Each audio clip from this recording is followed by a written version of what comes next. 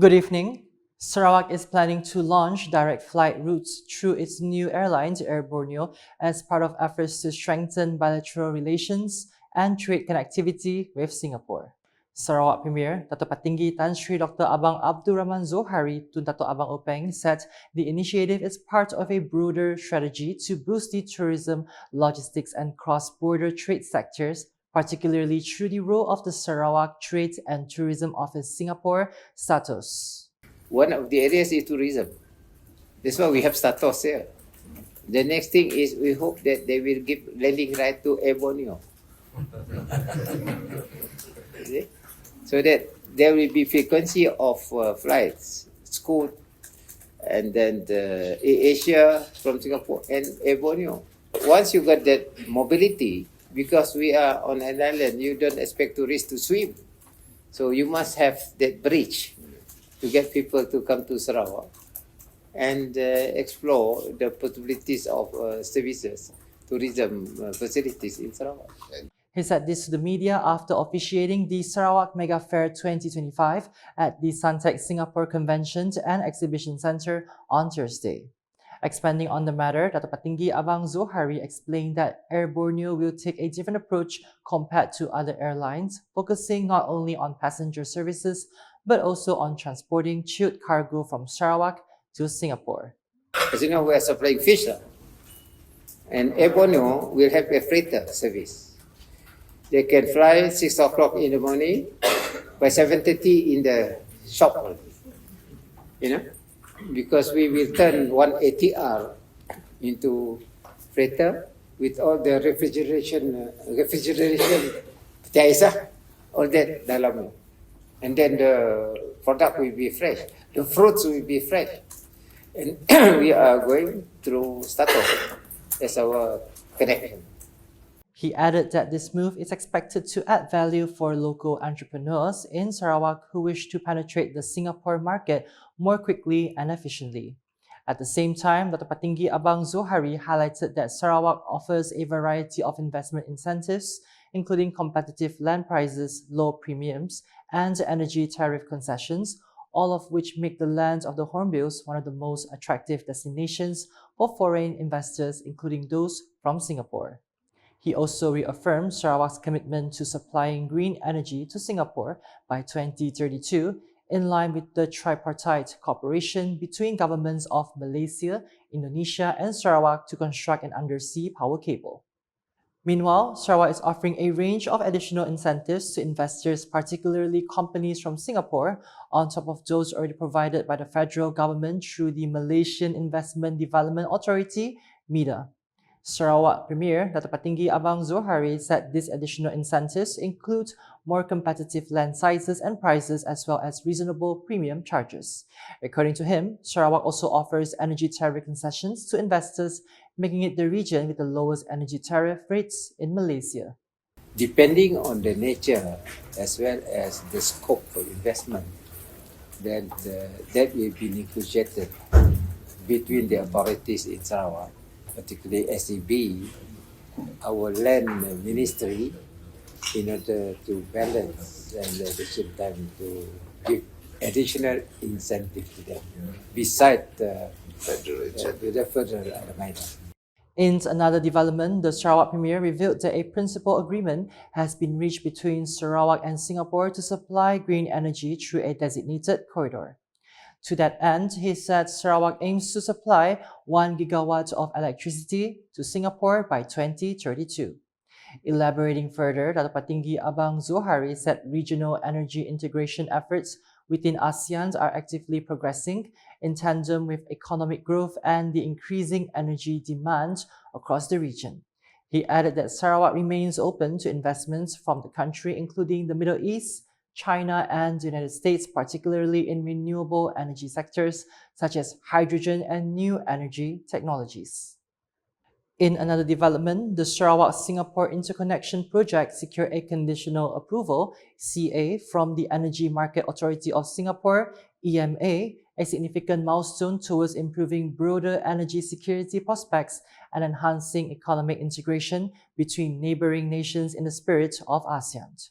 According to a statement from Sarawak Energy, with the issuance of the CA, the Sarawak-Singapore Interconnection project is recognized to have been preliminarily assessed to be technically and commercially viable and ready to move on to the next phase of obtaining the necessary regulatory approvals and licenses for further development of the project. The handing over ceremony on Friday was witnessed by Sarawak Premier Dato' Patinggi Tan Sri Dr. Abang Abdurrahman Zohari to Dato' Abang Openg and Singapore Deputy Prime Minister and Minister for Trade and Industry Gan Kim Yong. Commenting on the CA issuance by EMA, Dato' Patinggi Abang Zohari expressed satisfaction with the positive development of the Sarawak-Singapore Power Grid project. He said the project offers significant value in supporting Malaysia's pursuit of the development and operation of a wider ASEAN power grid. Sarawak is also supporting the development of the Borneo grid, having established a cross-border connection with West Kalimantan, Indonesia in 2016. Building on this success, he added Sarawak is working to establish new interconnections with Sabah and Brunei Darussalam to cater to regional energy needs. The statement also added that the CA granted by the EMA is a consortium comprising Sarawak Energy and Sembcorp Utilities Private Limited is to export around 1 gigawatt of renewable energy from Sarawak to Singapore, with flow expected to commence around 2035 or earlier. The project to build a parking lot including access roads and junctions at Sekolah Menengah Kebangsaan SMK Pujut Miri and Sekolah Kebangsaan SK Senadin is currently underway despite facing delays. Sarawak Minister for Transport Dato' Sri Lee Kim Shin said the 1.6 million ringgit project is currently about 4% behind schedule due to the soil stabilization process that needs to be completed before the paving work begins. He expressed confidence that the project would be back on schedule in the near future. According to the Senadin Assemblyman, the project began on February 24, 2025 and is expected to be fully completed in February 2026, which is being implemented under the Sarawak government's allocation through the Senadin Constituency's Project Rakyat Program with the Miri City Council MBM as the implementing agency. Dr. Sri Lee stressed that the project is crucial to overcoming the problem of traffic congestion in the area of the two schools, especially during the start and end of the school session. In the meantime, he also expressed his appreciation to the MBM and the contractor for monitoring and ensuring that the project runs smoothly and on schedule.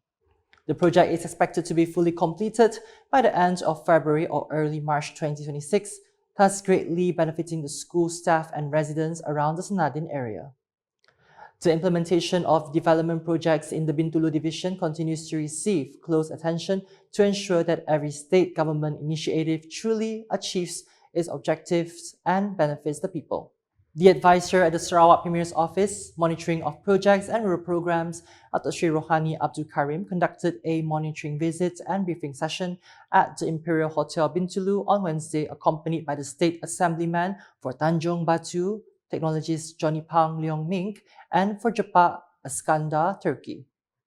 During the briefing, Dato' Sri Rohani reminded all implementing agencies to continue adopting a proactive and solution-oriented approach rather than engaging in a blame game when faced with delays. The visit also involved the inspection of several major development projects across 3 state constituencies. Among the projects highlighted was the construction of a flyover at Medanjaya in the Tanjung Batu constituency, aimed at improving traffic flow and road user safety. In the Jepak constituency, attention was focused on the construction of a monsoon drain in Kampung Warisan to address recurring flood issues. Meanwhile, in the Kakus constituency, monitoring was carried out on the upgrading of the premix road along Batang Tatau, a project vital to improving rural accessibility and supporting local economic activities. In a separate statement, technologist Johnny Pang reported that the Medan Jaya flyover, which has reached 58% physical progress, has been delayed due to utility-related issues, particularly telecommunication cables running beneath the construction site. Meanwhile, Iskandar, Turkey, stated that the 7.3 million ringgit monsoon drain project in Kampung Warisan Jepak has been fully completed and has successfully reduced the risk of flash floods in the area. A total of 120 Sarawak entrepreneurs who participated in the INSEP Putra Business Coaching IBBC program have successfully recorded a combined sales increase amounting to 2.5 million ringgit. Chairman of the Board of Trustees of the National Entrepreneurship Institute in Skint, Datuk Mustafa Kamil Ayub, said that in addition to helping entrepreneurs boost their sales performance, the IBBC program, held in collaboration with Amanah Ikhtiar Malaysia AIM Sarawak and the Sarawak Social Welfare Department JKMS, has also successfully created 39 new job opportunities. Melalui program IBBC ini, usahawan Sarawak telah merekodkan peningkatan jualan sebanyak 25 juta dan mencipta 39 pekerjaan baru yang telah dibentangkan sebentar tadi. Sama ada pengusaha restoran, gerai makanan yang telah berjaya meningkatkan margin keuntungan sebanyak 18% melalui program ini. He said this during the IBBC graduation ceremony held at a hotel here on Thursday. Even more encouraging, 9 Sarawak entrepreneurs managed to elevate their business status from micro to small enterprises through the same program. Following this success, Datuk Mustafa Kamil expressed confidence that it is not impossible for Sarawak meat products to penetrate ASEAN and even global markets, provided that local entrepreneurs continue to receive proper guidance, which in turn would generate stronger and more sustainable growth. During the event, Liana Laha from Surian, who runs a mushroom cultivation business, was named the best participant of the IBBC program after achieving an impressive 164% increase in sales while also obtaining MyGap certifications. And that's the English edition with me, Philip Yeoh. More news can be found in our official portal, ukas.sarawak.gov.my, and social media platforms including Facebook and YouTube. We end the UKAS Bulletin with a segment featuring the Sarawak Premier officiating the Sarawak Mega Fair 2025, which took place at Suntec in Singapore on Thursday. #Saluran Informasi Rakyat. Have a good night.